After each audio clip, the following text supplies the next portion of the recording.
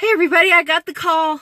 Our trees are here from the conservation district, so I am in the truck and I am gonna go get them, and you guys are gonna come along with me.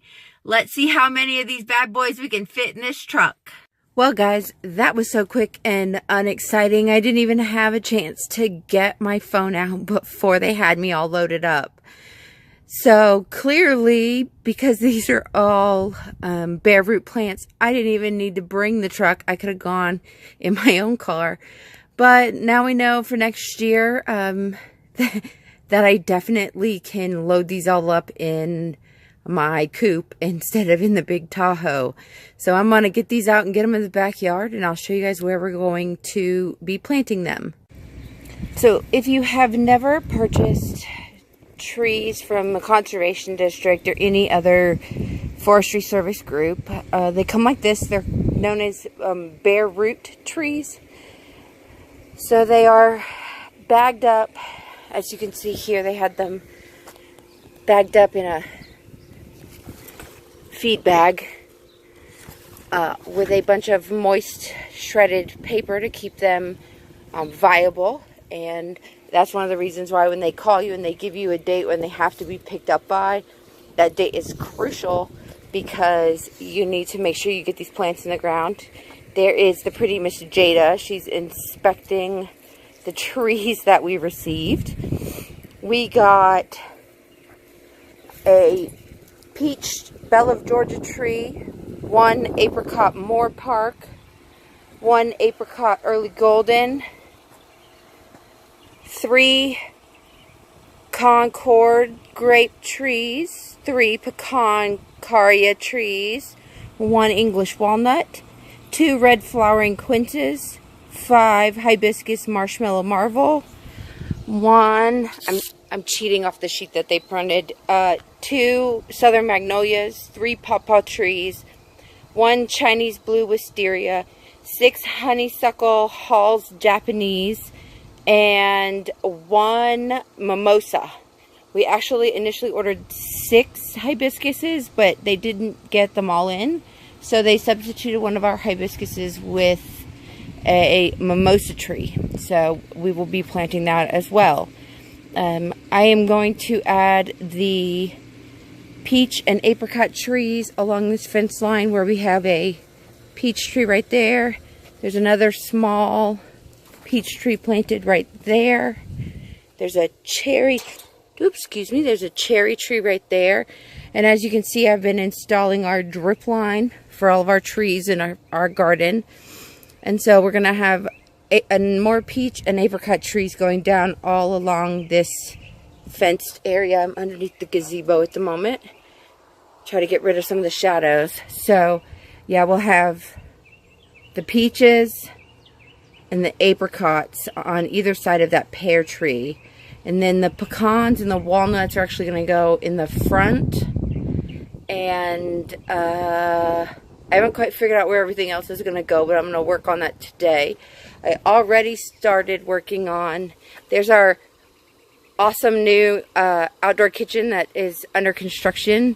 Yes, the sink is in backwards. I did that as a joke. Nobody freak out. The sink is not going to be mounted that way.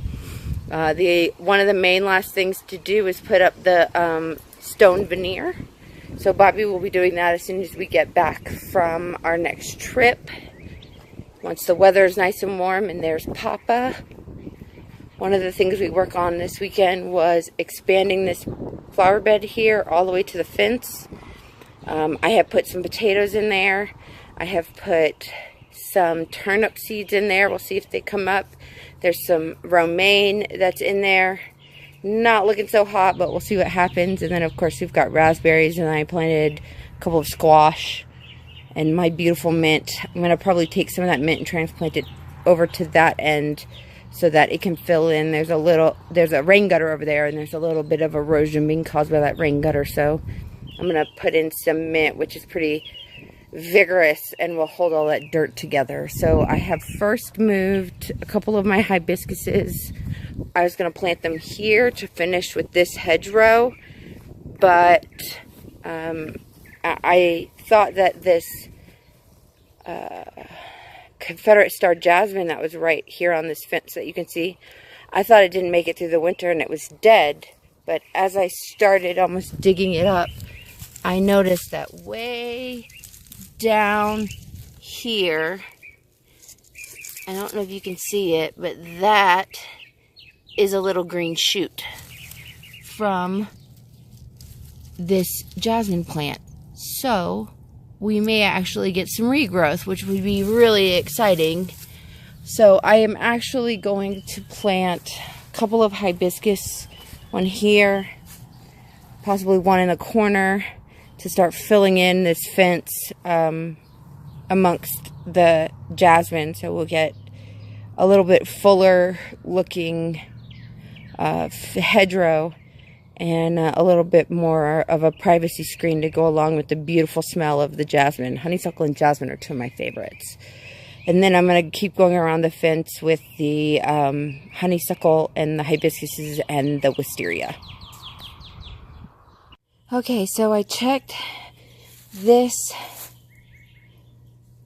jasmine plant and that jasmine plant, and I did not see any shoots or growth, so I have no idea if these are going to come back. If they do, awesome. That would be fabulous. But in the event they don't, I have planted a honeysuckle right here, a honeysuckle in the corner, and a honeysuckle closer to right there, to the gate, to sort of match what's going on over here. All of that I have to find a new home for because it was all where there's now a flower bed, or planting bed, not a flower bed. So the next thing is I'm going to go get a wisteria, and it's going to grow on this fence. This was a hummingbird vine, and I have no idea if it managed to survive in the cold. I have a feeling it didn't, but I'm going to plant a wisteria there, and if they both grow, that'll be really pretty because it'll be red and blue. If the hummingbird plant doesn't grow back, oh well. We're filling up this fence with some really beautiful stuff to bring in the pollinators. But I want to show you guys one of the things that makes planting in this soil by our house so hard is this is what is in the dirt and this is what is in your way. And as you can see, that's not exactly a pebble. And that was in the ground where I planted that honeysuckle. Trying to pry all these giant rocks out of the ground with a shovel is not fun. So on to planting the wisteria. So living in the country, sometimes you just can't make things like this up. It's just too funny. So I'm on the outside of our yard and I'm planting, there's a walnut tree and 3 pecan trees. And I just spent 10 minutes struggling with giant rocks in the ground, only to turn around and see this.